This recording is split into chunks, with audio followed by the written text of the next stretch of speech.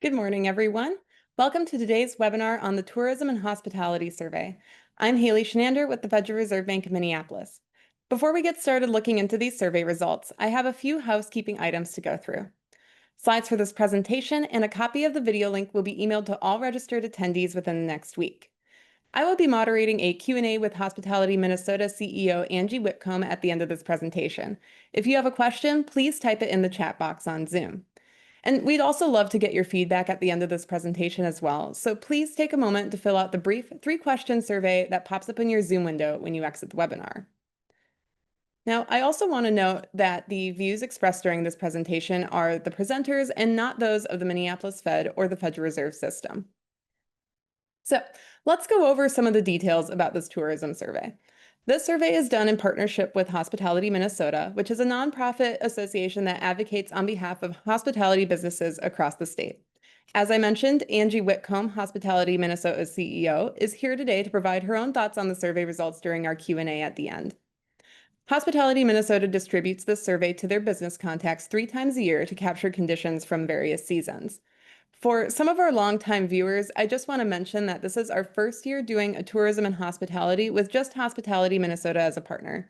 We did sort of a refresh of the survey this year, which means we won't have very strong year-over-year comparison data for this presentation. And I also just want to give a huge thank you to the business owners who completed this survey. Your input is incredibly valuable, and we just learned so much from what you have to say. So just a huge shout out there. Now, the survey we're discussing today was conducted between September 3rd and September 24th. We got 135 responses from business owners across the state. And as you can see here, little over half came from greater Minnesota businesses, and then just under half are from metro businesses. We also had most responses from overnight accommodation owners and food and drink businesses. Just a small fraction were from allied or attraction and entertainment businesses.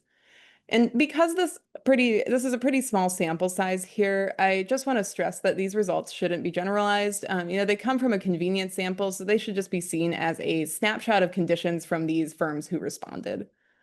So overall, we saw that the peak summer season wasn't that great for many tourism and hospitality businesses in the state. More respondents saw revenue, traffic, and profits decline over the year than those who saw growth. The biggest challenges for businesses were price and wage increases, and this has been very consistent for businesses as a challenge over the last few years, and we really haven't seen that much change here.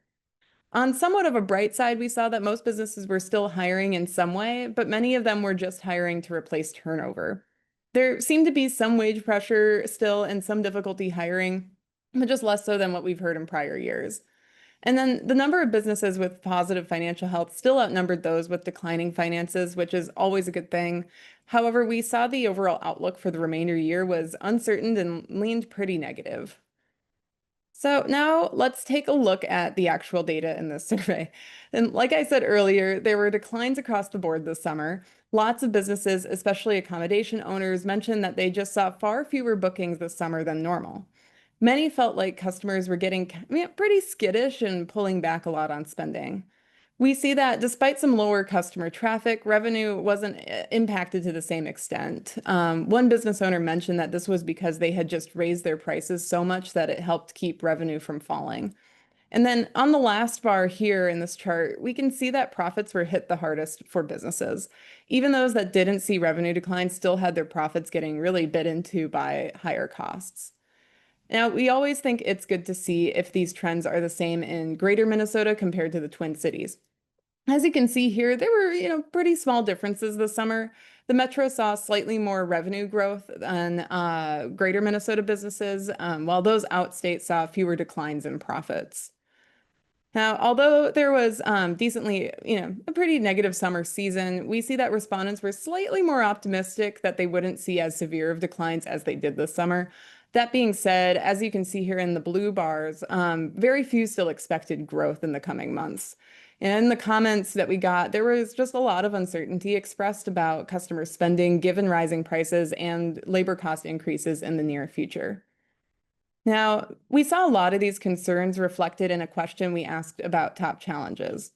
We see that price increases here were the main concern for businesses, followed closely by rising wages and then government policies. These were also the top two challenges in our survey we ran in May, as you can see with the blue bar in this chart. However, we saw a slight decline in wage increases and government policies as issues this time around, despite them still, as you can see, being in the top three major challenges for businesses here. So, given that prices increases is the biggest challenge right now, let's see what's going on with them here. We see that businesses have experienced increases in their wholesale prices at much higher levels than they are passing on to customers. Many businesses have been mentioning a lot of reluctance to pass these costs on and fear it'll drive more customers away. Oops, sorry. Let's see. There we go. This trend has been typical across our business surveys. However, we see that there has been more businesses passing higher input cost increases onto their customers this time around than in May. It's a small increase, but it kind of aligns with what we've been hearing elsewhere, that as margins get smaller due to rising input costs, there's just only so much these businesses can eat before they have to raise prices on their customers. Now, one potential issue here that could be impacting prices is recent trade policies. When asked about tariffs, nearly 60% of responding businesses reported that they had been negatively impacted in some way by them. Some of this was direct impact with wholesale prices increasing for businesses, breweries who can their products with aluminum, or restaurants that import wine, for example, mentioned being impacted. Others found that tariffs had created uncertainty among clients and customers and experienced a less direct impact. Now that a lot of the tariffs have gone into effect and settled down a little bit, there is slightly less of a severe negative impact reported now than was expected in May, as you can see just between the differences here and significant negative effect between May and now. And this also might explain the small decline in government policies as an issue in that challenges chart we saw on the previous slide. Another issue we wanted to take a closer look at was declines in Canadian tourism. Minnesota shares a border with our neighboring country to the north, so we had been hearing quite a bit here and there about Canadian customers not wanting to spend money here this year. We first wanted to kind of gauge how important these customers were to businesses in the survey, and just 16% said that Canadians were very important to their business. And then not everyone in the survey had experienced or noticed a change in Canadian customer traffic. Out of 135 respondents, 87 of them saw some sort of change, and among those 87, 60% said they saw declines in traffic. So while this is a pressing issue for some businesses, especially those in northern parts of the state, and there have been declines, it hasn't had a huge impact on the industry overall that we can see through these business respondents. Now, let's take another look at a different source of cost for businesses, which is labor. Now, we see that overall, most hospitality businesses are still hiring in some way. They're just much more interested in hiring to replace turnover rather than hiring new full-time employees. That being said, only a small percentage are reducing their staffing levels. Like other surveys we've had of businesses this year, this is very indicative of that kind of low hire, low fire labor market we've been hearing about. It's a good thing there aren't a lot of layoffs right now, and businesses seem to really want to retain their workers, probably just because it was so hard to get them over the last few years. And speaking of difficulty hiring, we see here that these businesses still find it difficult in some way to hire. However, the shares reporting slight to moderate difficulty in hiring were much higher than those reporting extreme difficulty. And we received a few comments from business owners that certain types of employees were easier to find now than others. Specifically, entry-level workers were much more available, while finding workers for, say, management positions or higher skilled tasks was much more difficult right now. And one reason that many businesses are likely not taking on new full-time employees is that they find labor costs just to be way too high right now. Most businesses were still increasing wages and at pretty high levels, as you can see here. However, there did seem to be some light moderation between the May and September surveys. This is kind of aligned with what we've been hearing from other businesses, that some wage pressures are moderating as it becomes slightly easier to hire. Some businesses mentioned that their wage increases were also due to minimum wage increases at the state metro level. And looking ahead, some were concerned about additional costs from next January's minimum wage increase, as well as costs related to a new paid leave policy that's going to be taking effect next year. Now, although businesses have been facing a lot of headwinds, especially from high costs, most were still in healthy financial situations. As you can see in this chart here, there was little change from May to September. However, I don't want to make direct comparisons to our older surveys that had different samples, but we have seen the share reporting positive financial health has been shrinking over time, and compared to last fall's survey, this has declined about 10% since last year. Now, going on to look at financial health by region, we see that the Twin Cities businesses were slightly worse off than those in Greater Minnesota. We definitely got some comments from metro businesses in the May survey that things like construction and a lack of office workers downtown were really impacting their customer traffic. And this is probably one of those things that's holding true for the September survey as well. Now, despite net positive financial health, these Minnesota hospitality businesses were pretty wary about the upcoming months when we asked about outlook. More businesses were negative than positive, but a higher share was simply neutral about the upcoming months. So as you can see with the gray bar there and the orange, there's a lot of caution here with outlook. And then, going again, breaking it down by region, we see that Twin Cities businesses were way more pessimistic about the next 6 months than Greater Minnesota businesses. This is in line with what we saw for metro businesses related to their financial health earlier, and then even much earlier on in the presentation with their profits. And Greater Minnesota businesses, especially those in the north, probably have also continued to see a lot of tourist traffic with the fall season right now, whereas the metro just doesn't really see that as much. So overall, just to recap everything that these hospitality businesses told us in this survey, we've seen that revenue and profits are still being impacted a lot, with respondents often pointing to higher prices and wages as major challenges. And this was mostly across the board, although Greater Minnesota businesses were doing slightly better along a few metrics. And most businesses are still hiring, but many are just hiring to replace turnover in staff, and very few are reducing their overall staffing levels. And overall, Outlook showed concern about how changes to current conditions might impact these businesses going forward.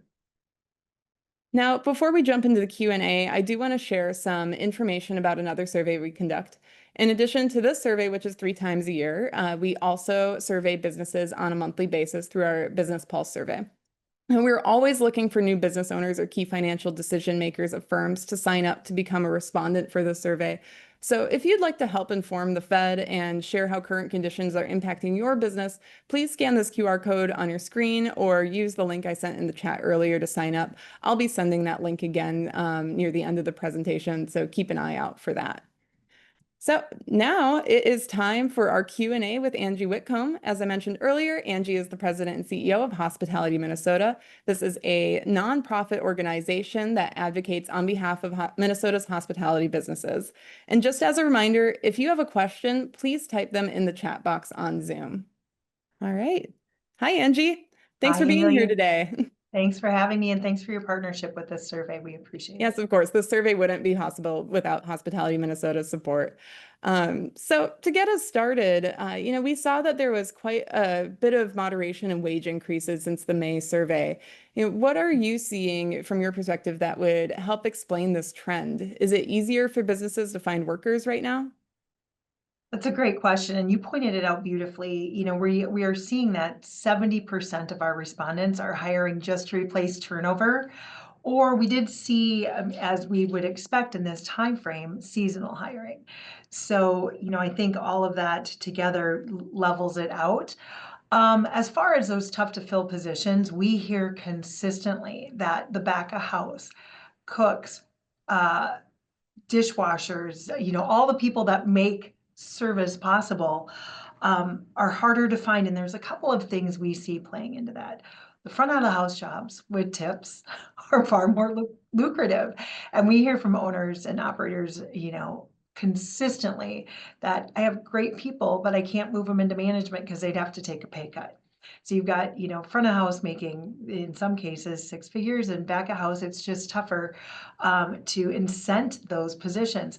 Another thing we are experiencing as we continue our workforce initiatives here at Hospitality Minnesota is that there's fewer places for folks to go get that education or training to get into a culinary chef position. So People are hanging on to the ones they have, and fewer are coming into the market, and that makes it harder to find them. Yeah, definitely. Like you said, we had a few mentions of higher, or no, we saw that, with businesses hiring to place turnover rather than full-time staff. I'm wondering, with a lot of turnover happening, what are businesses doing to try to retain the staff they currently have? One of the things that's so beautiful and unique about our industry, Haley, is that we're in hospitality. So we're just inherently taking care of people, and that starts with our internal people. Our owner operators are well aware that without their team, they don't have customers. So they're all pretty well taken care of, but we are seeing, more flexibility or increases in compensation or time off as it's allowed. Now we've got paid family medical leave coming on board, so and earned sick and safe time. So that has modified a few of the benefit packages that were in place prior to that. So it'll be interesting to see how 2026 and beyond rolls out. But all of those things I mentioned, more flexibility with time off, all of those things impact the owner operator's bottom line, which impacts everything else and then shows up in our survey results. So nothing can happen without impacting something else, and it's all financial. Yeah, for sure. No, thank you for that perspective. And kind of slightly switching gears here from labor, as we went over in the slides earlier, hospitality businesses have seen a decline in Canadian customers this year. I'm curious, what have you heard about Canadian tourism trends in Minnesota and who has been the most impacted? Certainly, our resorts and operations on the border have been most impacted. I know Lake of the Woods, I had a conversation with their tourism director just last week, and it's been significant. So I think you reported numbers in the teens on the survey, and while that is true, for those businesses along the border that really rely on that, car travel or easy travel, we're seeing declines in up to 40%. Now, when you see that over a season, that is significant to those businesses' bottom lines. And these are typically smaller resorts, always, almost always, independently owned. And so it's more devastating on the shore. We've also been hearing of sports teams that are canceling out of tournaments, right? And that's Mm-hmm. more anecdotal. I don't have data to support that other than conversations I'm having with the folks who are running these arenas and fields and whatnot. So it'll be interesting to watch this hockey season as things continue and maybe don't improve in that area, what that tourism impact really, what we're going to feel. Yeah. Oh, that's really interesting. And, someone asked in the chat, do you think Greater Minnesota is still struggling with a later fall season that we had this year? Or, how do you think those numbers will be reflected in the next survey? Oh, if I only had a crystal ball, right? Hmm. So I do think that it is, I hope it's not a struggle. I hope it's just a delay. The weather has played such a pivotal role in business conditions. First, we had the winter that wasn't, and we had, with no snow or no ice, that impacted our businesses greatly. And then with rains and flooding, that impacted it. So this later fall season, I hope that every business in outstate is just filled to the rim, overflowing this MEA weekend, and that everyone's up there checking out the leaves. I'm guessing we will see an impact next Yeah. next survey, sadly. Hmm. Definitely. Yeah. And I've been hearing whispers that we're going to have a lot more snow this year. So hopefully that will Fingers happen for a crossed. lot of these, a lot of these Yeah. northern businesses that depend on that. And I'm curious, high prices were the top challenge for these businesses in the survey. And I'm wondering, what have you heard? Like, what's driving a lot of these cost increases? What have you seen a lot of that coming from? I think cost of goods are going up everywhere, right? So it starts with if it costs you more to purchase the food to make the product that you sell, that cost, you mentioned it, I believe that, they've eaten as much as they can, right? Mhm. Consumer behavior drives everything. If restaurants and hotels are forced to continue to raise their prices because their costs are going up, then that eventually has to trickle down. Well, consumers, we have one member on their ownership group. They surveyed all of their customers in their restaurants for, I think, a period of a month or whatever.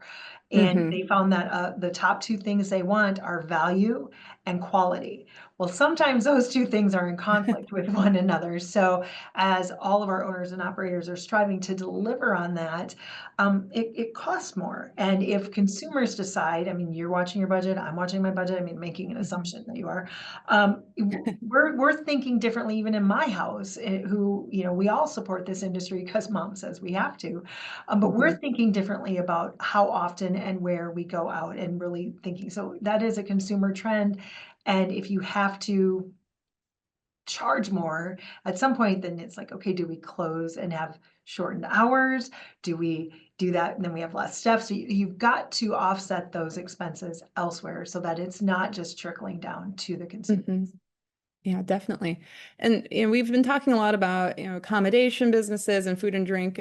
Someone was wondering in the chat here, if I can pull up the comment, have national groups become more receptive to hosting conferences and meetings in Minnesota and or Minneapolis Convention Center?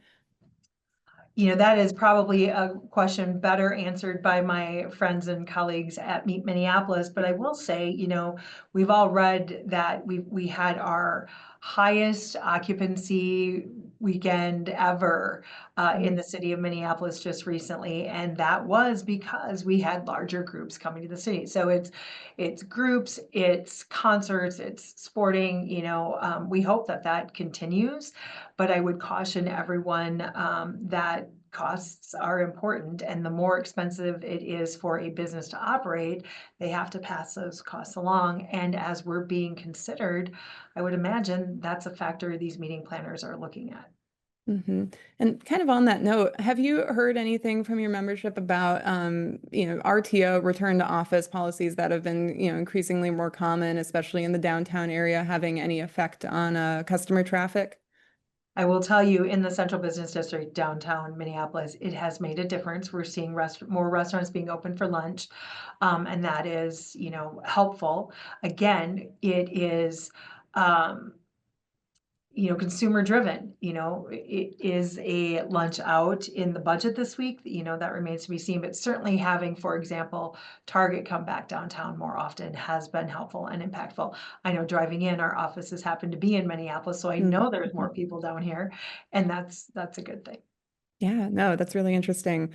Um, and, someone here was wondering, what do most tourists come to the Twin Cities and Metro for? Is it mostly sports, concerts, business? And what has seen the biggest increase or decrease here? Again, I can only speak to in the context of the businesses we advocate for and support, and that's hospitality and restaurants. I will Mhm. say Minneapolis in particular, I think that's what the question was geared at. We have an incredible food scene. I mean, the number of James Beard Award winners in our city is off the chart. So the food scene, we have a vibrant theater scene, certainly our sports teams. Thank you to the Minnesota Lynx for for filling our restaurants for as long as they did this season. So I mean, I think it's a combination of all of the above. Yet there is still that concern of safety and coming downtown, and we are seeing more businesses in our sector, hospitality, open just outside of the central business district, and that is concerning to me. Yet we are fortunate that North Loop and our theaters and our sports arenas, they're still full downtown as well. Mhm. Oh, great. And then finally, someone was kind of wondering, going back to what you mentioned earlier about Canadian sports teams. They were wondering, why do you think they're pulling out of tournaments? Are they Canadian based or locals worried about personal finances? They were just kind of, wanting some more clarification on that. Yeah, and as I said when I gave that answer, it's, I don't have any data on that. It's anecdotal, talking with the folks who run those facilities that host the tournaments. So I couldn't give you an answer, Yes, Haley. I'm not for gonna. sure. Yeah. And just overall, like, what do you think is something that people should be paying most attention to when it comes to hospitality businesses in Minnesota? Like, what should we be watching for, going into the next year here? I think what I would love people to understand and recognize is that these are businesses that are led with their heart. And unlike most businesses, they run at a profit margin of between 3 and 5%. Retail is in the 30%, everything else is in that space. So to assume that an increase in prices is just lining the pockets of the owner operator is a really false assumption. That if that drives your decision not to frequent that location, you're putting people out of jobs. So, we love our restaurant scene. It's vibrant, it's healthy. Our hotels are amazing. Hospitality in Minnesota. I mean, we're Minnesota nice, right? So like we're known for this. And it starts from within. So if you're thinking about, hey, we haven't been to that restaurant or we should do a staycation, act on it. Find a way to make it happen because, there's buildings full of people willing to create a memorable experience for you. Mhm. Oh, thank you for that answer. And thank you so much for all the insights you provided today, Angie. This was a really great conversation and I learned a lot and I hope, all our viewers really got a lot out of this. So thanks to everyone here for joining us today. Like I said earlier, more information will be in our follow-up email to this event. And with that, I hope everyone has a really great day.